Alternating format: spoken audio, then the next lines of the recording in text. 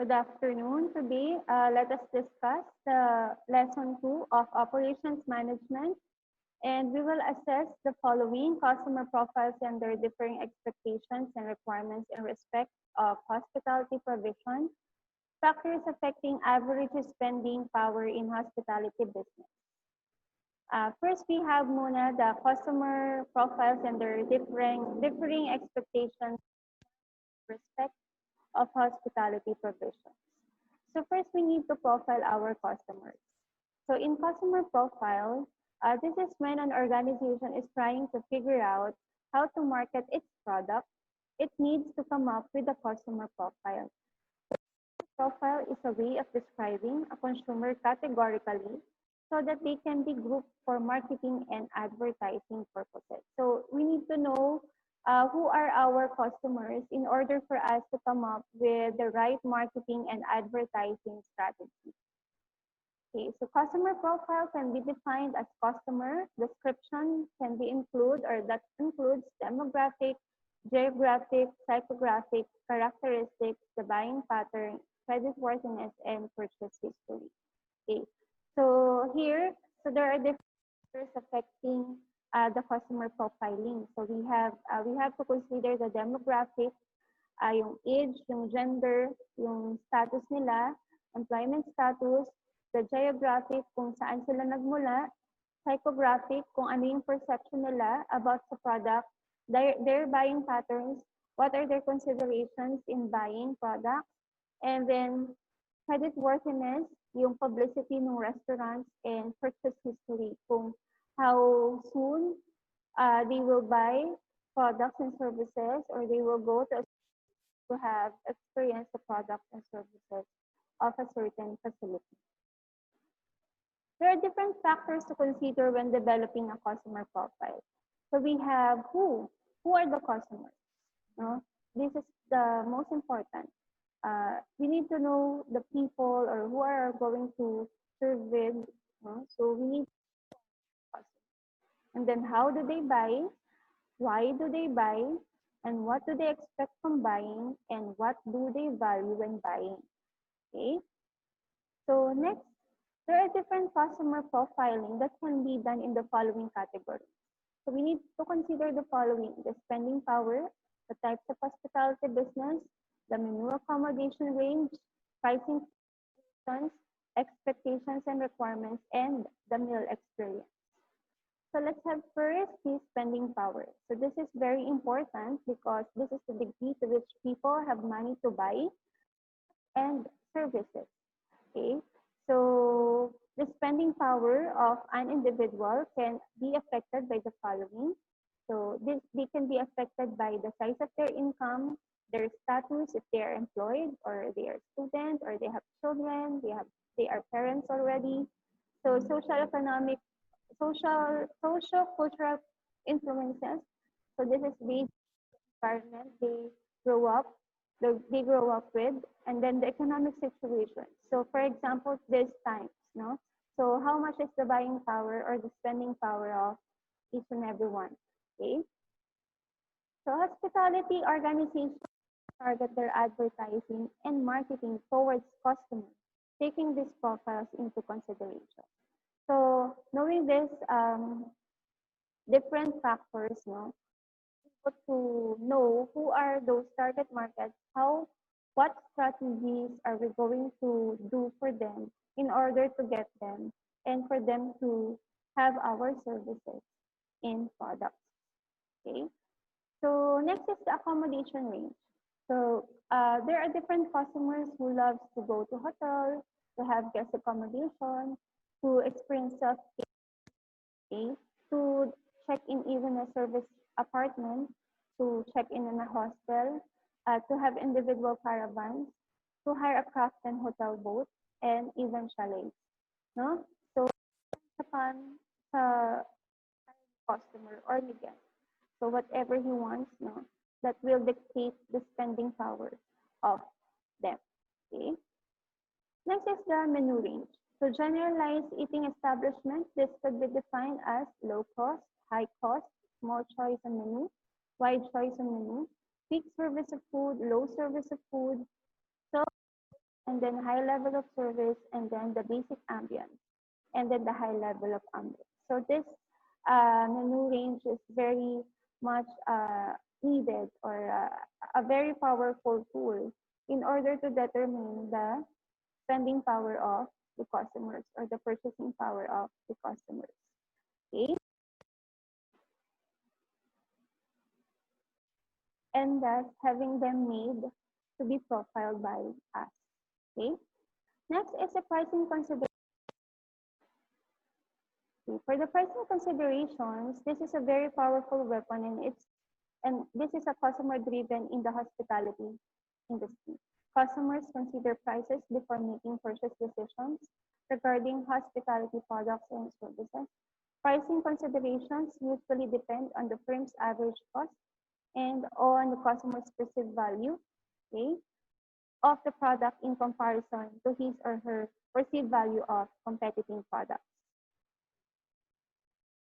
Okay, so for example, this one. So the total benefit, or the total customer benefit, is less than the total customer cost. So that's the perceived value. So kung ano ba yung makukuha ko out of buying the item, considering the price, this is my perceived value for the item. Okay, more benefits than cost, competitive advantage is equals to customer satisfaction. Okay, so customer satisfaction is equals to customer loyalty, and customer loyalty is equals to profit. Okay, now let's go to the pricing considerations. So pricing is a very powerful weapon, and weapon is a customer driven in the hospitality industry. Customer consider prices before making purchase decisions regarding hospitality products and services. Pricing considerations usually depend on the firm's average cost and customer perceived value. So this is what I've discussed a while ago. No? So I show you illustration of the perceived value. Okay, now let's go to the next one.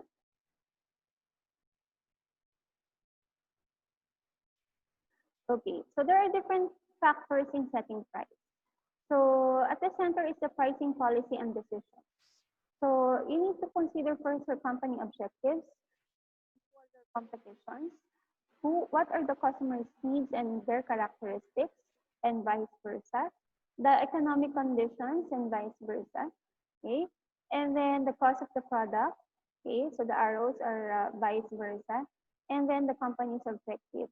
And then the company's objective goes to the pricing decision, competition goes also here, customer needs also here, economic condition will be also affecting the pricing and policy decisions, as well as the. So in setting of prices, there are many considerations. No, it's not just you want to set price for this because your initial capital is amounting to this. So that's why you need to add something. So it's based, no computation needed. So it's not that just like that. So you need to consider different factors. Okay. Also, you need to consider the meal experience in customer profiling. So the meal experience may be defined of events, both tangible and intangible, that the customer experiences when eating out. So tangible, which can be experienced by touching or seeing, like restaurants, tables, and chairs, and then intangible, which can be only sensed, felt, like restaurants, and etc. So today, the economy is experience economy. So people nowadays are more dependent on the experience. If they are satisfied on the experience they during their stay in the hotels and restaurants, so they can say that they are satisfied and they exceeded, or the company exceeded, or the employee exceeded their expectations. Okay? So there are more on the intangible experience, or the product, intangible product, which is the meal experience. So as shown in the picture, there is a chef doing a flambeing, so in front of the customer. So this is very eye-catchy, and this is very interesting for them. So this is included in the meal experience. Okay.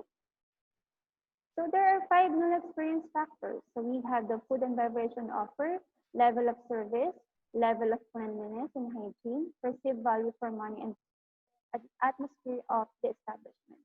So it's not only about the food, it's also about the level of service, on how people or how employees or how we're going to serve our customers. Of course, the level of cleanliness and hygiene. This is very important nowadays. So we are experiencing COVID-19 pandemic, so we need to be clean all the time. And then perceived value for money and price. So as my example, so what are the benefits from this product and how much is this product is equivalent to the perceived value. And then the atmosphere of the establishment. Of course, this is very important also. If this atmosphere is so hot or if the atmosphere is so cold, so it's not good for the customers. Okay. So again, these are the 5 meal experiences factors. Okay, next we have the factors affecting average spending power in hospitality business. Okay, so as to compute the average spending power, we have the sales revenue over the number of customers. So let's have an example. Okay, so I will share a calculator here. Okay. For example, here's the calculator. So for example, we have okay, so we have 1 million pesos revenue for a month divided by 200 quantity or the 200 heads or packs, no? Number of customers. So the average spending for each customer is 5,000 pesos. So that's how to compute the average spending. Meaning, so in your restaurants for 1 month, so okay, I'll do the sharing. Okay. Okay. So meaning for 1 month, your average spending for pertaining to the customer is 5,000 pesos. Meaning there are customers who can afford to buy, no, worth 5,000 each, no, for 200 individuals or 200 customers. Okay. So again, there are factors to consider, no? Maybe the meal experience, no? Their demographic factors. That's why they are able to buy or to consume money for the products and services of hospitality industry. Okay. So again, here are the factors affecting the average spending power. So the size of the income, the status, so ito yung sinasabi ko kanina, the social and cultural influences, the economic situation, so unti nag-bloom na ulit yung hospitality industry natin. And then we have the pricing and then the menu design. So for the size of the income, so the individual income is an economic indicator that helps gauge the strength of the consumer sector. So when the economic income or the individual income is high, of course, economically speaking, many people that are employed, no, in a certain country and a certain place. It also indicates the overall strength of the economy. So the more there are employed, the more taxes are to be given to the government. No? Personal income determines consumer consumption, and consumer spending affects the revenue of hospitality organizations. So the personal income, this is where the money from, this is where the money that are being paid to the restaurants and hotels coming from. No? The customers will consume this, no, for the revenue of hospitality organizations, no, in effect. And then a rise in personal income will lead to an increase of disposable income. So when we say disposable income, these are income that is ready to dispose, no, in or ready to spend for leisure purposes, okay, for not so important purposes, for the wants, okay. And then it also affects, no, in terms of the average spending power, no. This also affects it. Sociocultural influences. These are influences relating to signifying the combination or interaction of social and cultural elements. The attitudes and feelings about spending in the hospitality industry tend to be closely tied to our cultural, moral, and religious beliefs. Okay? On the basis of culture, some people view going to hotels that are culturally unacceptable. On moral grounds, some people believe money spent in the hospitality is money wasted. So there are different beliefs, depending upon the culture. Some they say that spending in hospitality is not so important. So some they give importance to the experience they have in the hospitality industry. So it depends upon the culture. So we in the hospitality industry sector, we have this different ways on how to connect with different religions and societal groups, in order for us to cater the needs and wants of them. Okay. So the status. So status is the relative position of an individual within a group or of a group society. The term can refer to either high or low standing in the society. The status quo effect indicates a difference between mandatory and discretionary spending. People of high status find that spending in the hospitality industry is mandatory. So again, it depends upon the status quo. Status quo means what is your situation today. So if you are a billionaire, so it's really mandatory for you to spend in the hospitality industry because you want to experience the glamour or the excellent service that industry may give you. But if you are a middle class person or people, so you will think twice first before spending too much to hospitality industry because you have priorities. So priorities are differ based on the status quo or the status. Okay, next we have the economic factor. So this is the most important economic factors that affect average spending in hospitality are wages and employment. Employment levels and average salaries can have a tremendous effect on economy-wide purchasing power. Taken in aggregate, the more people who are employed and the more money they earn, the more discretionary funds they will have to spend in the hospitality industry. Okay. So it's just an analysis of how much you will spend for the needs and the wants. If you have large salary or large amount of salary, and then you can have it spent to some other things besides for necessities or from your needs. No? So this has an effect on economy and the hospitality industry because as we all know, in hospitality industry, we serve leisure experiences, we have tourism facilities, we have theme parks, we have events management or events industry, we have mines industry, we have food service industry, which is uh, an extra from your daily needs, So if you have large amount of money, if you earn very well, so you have a lot of money to go for discretionary or purposes, and this will affect the economy as a whole, okay? Because of the taxes. Okay. Next is the pricing. So pricing is the single most important decision in evaluating a hospitality industry business.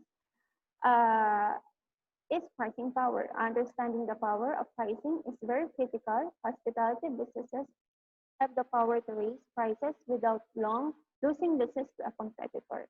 There are different approaches to pricing in the hospitality industry, and each approach is dynamic.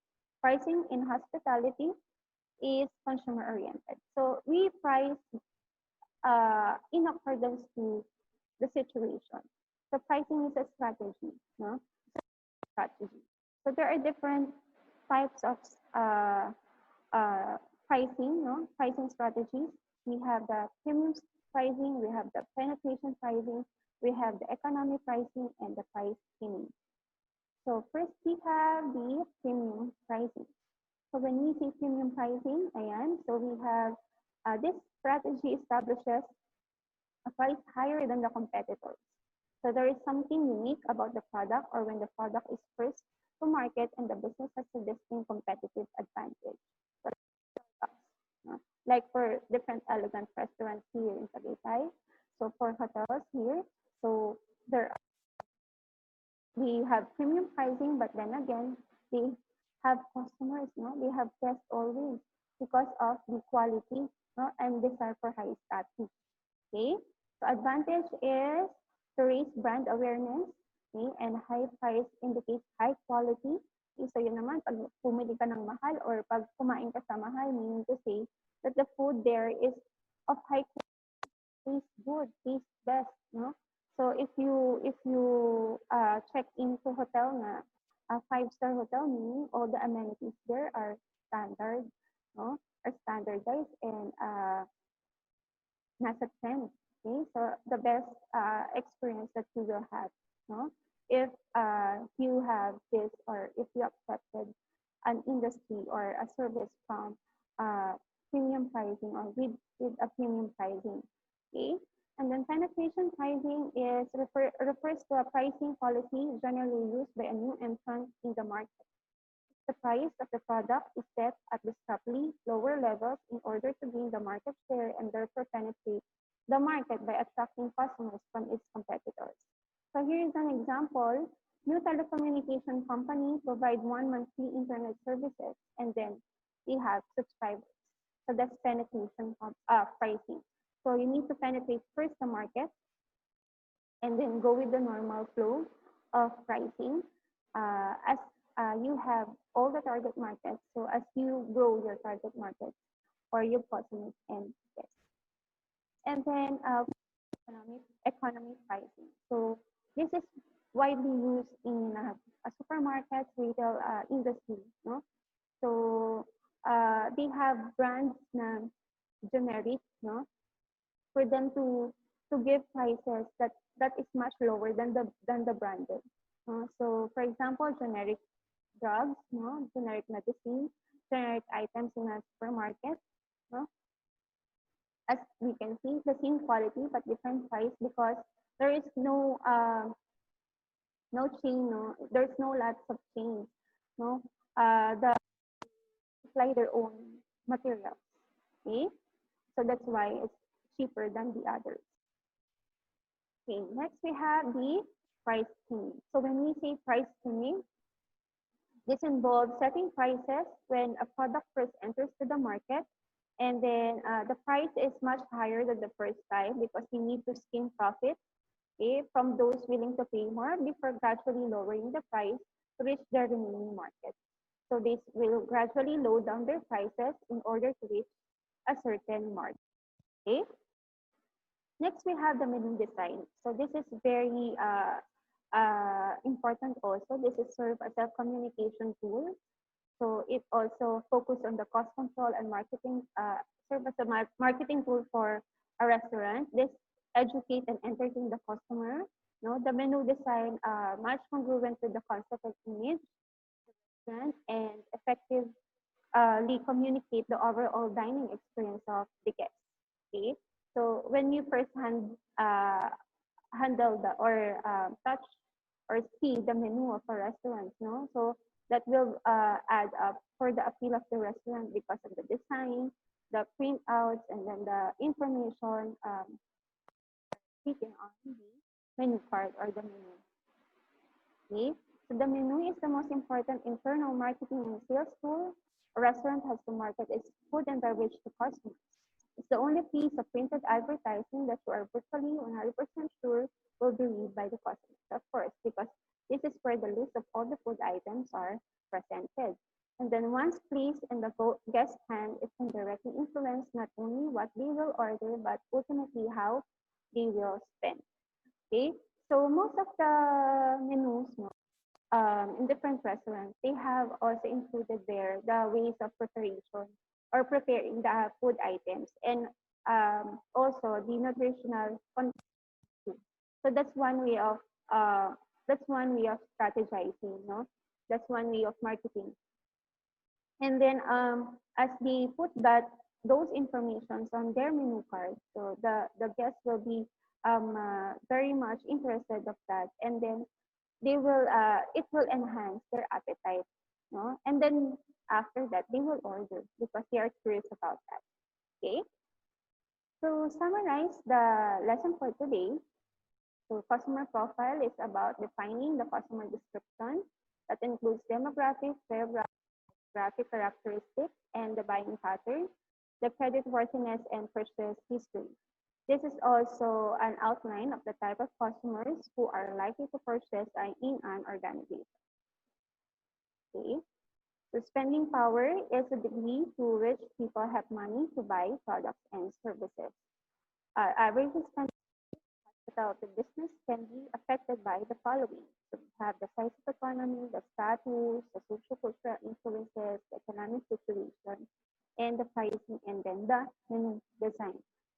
So these are the references for these learning materials.